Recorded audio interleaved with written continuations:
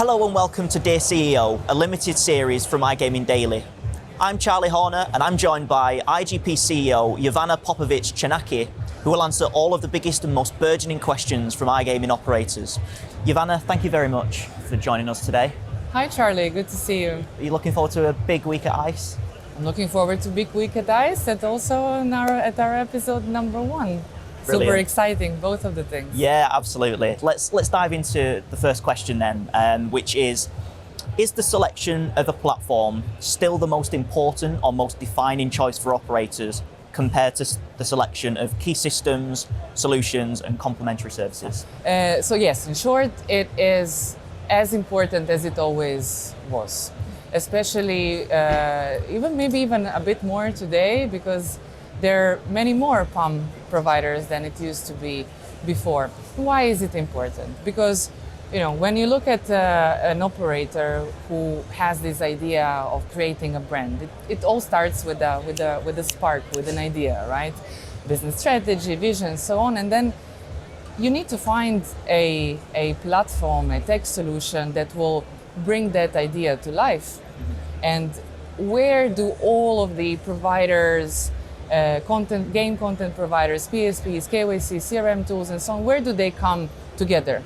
They come together at the platform, packaged all in one, according to the strategy and the vision of the newly brand owner, onto the website for the players to be entertained. So I look at it in a very funny sort of way. I look at the partnership between an operator and a platform provider as a marriage. How does it work? So first you start dating a girl, a boy, a person to understand whether it's a good fit. We do the same. So there's a series of demos where an operator would understand what kind of products a company has. Then they make a decision, that's engagement, and then the marriage starts, yes? And it is important to put a lot of effort into understanding whether that is the best fit for the operator's vision, because no one is getting married to get then divorced, right? Yeah, absolutely. And in gaming terms, this divorce is migration from one PAM to another, which can be quite a painful process. So we should put more effort and really take this process, seriously. Not to get divorced at No, the end. absolutely, yeah. So how do you have a long-lasting and fruitful marriage then in the gaming context? Through constant collaboration. It has to be, it's a partnership, it's a relationship. It's not just, client-supplier. Operators are those that know their brands the best, how they're positioning it. They know their players the best, the markets that they're putting these brands onto. So they are much closer to the local markets and to the local players than we as a platform provider are. So getting those insights back into the house is of extreme importance, because that's where we learn from the ground through operators how to create even a better solution, a more localized one. And it goes vice versa. So then the platform providers, such as us in IGP, we constantly work on improving the technology that is behind to be able to provide, deliver a faster solution and of better quality. So it always goes back and forth, and it's essential to keep that collab alive. It's great that you mentioned collaboration, because that moves us neatly on to our second question, which is, from your perspective, how can platforms and partners work together to deliver and launch better localized solutions? That's exactly what we've been discussing before. We need to take it, so operators and platform providers need to really look at it as one. They should be one, not a client, a supplier, as I mentioned. Because just from these two insights and these two angles that these two companies, let's call them companies, come from, will make that best solution for the player to be entertained. And we look at the same thing from two different areas. So getting those market insights and being closer to the actual ground with all the key aspects there, of course, coming from the operator onto the PAM provider, and then platform providing that back and delivering that back. This is what it is.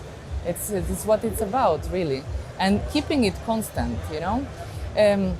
Certain relationships can of this nature can fall into a bit of a winter sleep, if you want, and forget about the importance of a constant work on this, because it's a never-ending process. The moment we think we figured out something, it changes. We're in a fast industry, so we need to keep the ball rolling all the time. Absolutely, and listeners will remember the introduction episode that we did, and you were talking about your experience in the industry and how you've had different roles on different sides of things, and having that supplier and platform and operator sort of experience. You know, does having all of that varying experience help when it comes to having those collaborations and partnerships? Yes, I think yes, because I've been on both sides. I've been on the side of an operator, and I've been on the side of a B2B. So kind of having insights into this both worlds is helping me a lot understand every side, really. Yeah, absolutely. Tier 1 operators are looking for product exclusivity more and more these days. What is your opinion on this outcome, and do you think it stagnates choice in the market? Everyone wants to have exclusive stuff, right? Not just in iGaming, but specifically in our industry. I think exclusivity. It can do both. It can stagnate the market, but it can also drive the innovation. Let's dive a bit into it. So it can stagnate the market through sort of a ability for the non-tier ones and startups and new entries to compete, and that's a bit sad, right? But at the same time, it does bring that. So these exclusivities, they drive the innovation. They push the companies into investing more and creating better quality products. So we can look at this from both ways, and we will find pros and cons on each. As in many things in life, even in this, I think that the balance is what's important, you know. And this is exactly what we do at IGP. Working with our tier 1 operators, we rather give them or work together on giving them a unique solution rather than exclusive.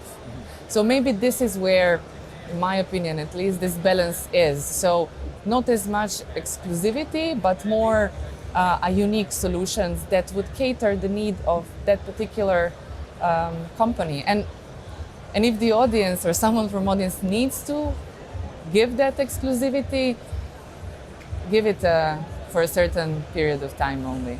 Absolutely. And you talk about innovation, and it's such a hot topic, and you talked about exclusivity sort of breeding innovation. Are there any other ways that you think you can innovate in this industry, and what's IGP's approach to innovation? We don't look at anyone else at IGP. We're at ICE, right? So we have all the suppliers here, and we could walk through visit stands, say hi to our friends, but also see all the products and all the new good stuff that's coming out. It is amazing, and we're kind of celebrating any innovation that happens at any other company. But at the same time, it's looking at that or trying to catch it is limiting your brain, is limiting your vision of it. So at IGP, we don't do that. We don't look at what others are doing, and we are kind of brainstorming, if you want, from within. I think it's about time to get some massive innovation in the industry, something on the likes of free spins, something like truly which which we have not seen before. When is going to happen? What is going to be? Shall we see? Yeah, no, it's going to be an exciting few months, and 2025 is going to be a big year, and we'll see what the big innovations of the year are. Jovana, thank you very much for your time today. It's been great to chat, and thank you very much to the audience for listening and watching along, and we'll catch you next time on Dear CEO.